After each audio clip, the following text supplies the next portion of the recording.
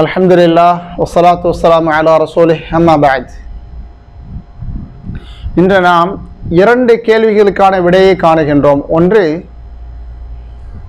உதவணும் என்று நாம் முடிவெடுத்த நேரத்தில் ஆள் பார்த்து உதவலாமா, இது நம்ம ஆளு அப்படிங்கிறதுக்காண்டி உதவுறது, இல்லாட்டி உதவாமல் விலகிக்கிறது, இப்படி செய்கிறது கூடுமா? அடுத்ததாக, ஒரு இசை நிகழ்ச்சி, பாட்டு கச்சேரி, டான்ஸு, இது போன்ற ஒரு நிகழ்ச்சிக்காக வேண்டி டொனேஷன் கேட்டு வராங்க, அதுக்கு நாம் பங்களிப்பு செய்யலாமா என்பதாக இரண்டு கேள்விக்கான விடை தேடுகின்றோம். முதலாவது கேள்விக்கான பதிலை நாம் காணக்கூடிய நேரத்தில், மனிதர்களுடைய தேவை அனுசரித்து உடல் உழைப்பும் கொடுக்க வேண்டும், பொருளாதாரமும் வழங்க வேண்டுமே தவிர அது இல்லாமல் ஜாதி, மதம், நம்ம ஊருக்காரங்க, நம்ம ஆளு, முஸ்லீம் அல்லாதவர் என்பதாக பாகுபாடு காட்டுவது கூடாது. எல்லோருக்கும் உதவ வேண்டும் தேவை அனுசரித்து என்பதாக இஸ்லாம் வலியுறுத்தும், கட்டாய சட்டம் போடும்.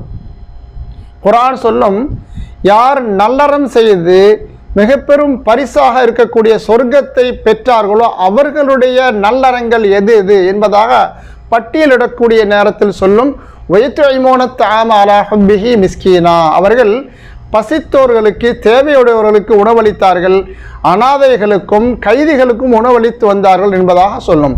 இதில் சொல்லக்கூடிய நேரத்தில் முஸ்லீம் என்றெல்லாம் சொல்லவில்லை, நம்ம ஆளு அடுத்த ஆள் அப்படிலாம் சொல்லலை. பசித்தோர் யாராக இருந்தாலும், அது முஸ்லீமோ முஸ்லீம் அல்லாதவரோ, தேவையுடையவருக்கு கண்டிப்பாக நாம் உதவ வேண்டும். எனவே பொருளாதார உதவியும் வழங்க வேண்டும். ஒரு பேரிடர் நேரத்தில் உதவிக்காண்டி நாம் களம் காணக்கூடிய நேரத்திலும் கூட அங்கேயும் கூட ஜாதி, இனம், மதம் பார்ப்பது கூடாது, எல்லோருக்கும் உதவ வேண்டும், அதில் நாம் புண்ணியம் பெற முடியும் என்பதாக இஸ்லாம் சொல்லும். இஸ்லாம் ஒருபடி மேலே ஏறி சொல்லும், மதம் ஜாதி என்றெல்லாம் அல்ல, மனிதனையும் கடந்து விலங்கினங்களுக்கும் உதவ வேண்டும், அதிலும் புண்ணியம் உண்டு என்பதாக இஸ்லாம் சொல்லும். நாம் அறிவோம் ஒரு வரலாறு, ஒரு பெண்மணி பெரும்பாவம் செய்த விபச்சாரியா இருந்தாங்க. இந்த செயலுக்கு நரகம்தான். ஆனால் ஒரு தாகித்த ஒரு நாய்க்கு தண்ணீர் கொடுத்ததன் காரணமாக இந்த பெண்ணுடைய பாவங்கள் துடைத்து பரிசுத்தமாக்கப்பட்டு சொர்க்கத்தை பரிசாக பெற்றார்கள் என்பதாக இஸ்லாம் நமக்கு சொல்லித் தருவதை காணுகின்றோம். எனவே உதவக்கூடிய நேரத்தில் ஜாதியோ மதமோ பார்ப்பது கூடாது. உடல் உழைப்பும் கொடுக்க வேண்டும், எல்லோருக்கும் பண உதவியும் எல்லோருக்கும் கொடுக்க வேண்டும் என்பதாக இஸ்லாம் வலியுறுத்துவதை காணுகின்றோம். அடுத்ததாக, ஒரு இசை நிகழ்ச்சி, பாட்டு கச்சேரிக்கு உதவலாமா என்று கேட்கக்கூடிய நேரத்தில் குர்ஆன் சொல்லும், தஆவனு அலல் பிர்ரி வத்தக்வா வலா தஆவனு அலல் இஸ்மி வல் உத்வான், நீங்கள் நல்ல காரியத்திற்காண்டி உதவியா இருங்க, இறைவனை பயந்து இறைவனை சார்ந்த அந்த செயல்களை செய்வதற்கு உதவியா இருங்க, பாவத்திற்கு துணை போகாதீங்க, அத்து மீறுவதற்கும் நீங்கள் அநியாயத்திற்கும் துணை போகக்கூடாது என்பதாக இஸ்லாம் சொல்லும். ஆக இந்த பாட்டு கச்சேரி என்பது இஸ்லாம் அனுமதிக்காதது.